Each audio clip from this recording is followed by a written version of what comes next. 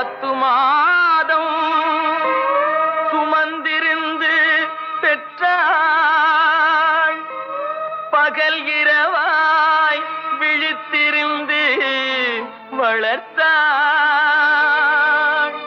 வித்தகனாய் கல்வி பெற வைத்தாள். மேதினியில் நாம் வாழ செய்தாள்.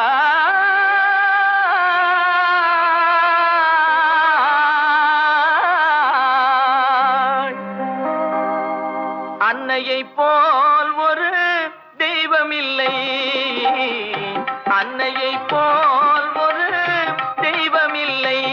அவள் அடித்தொழ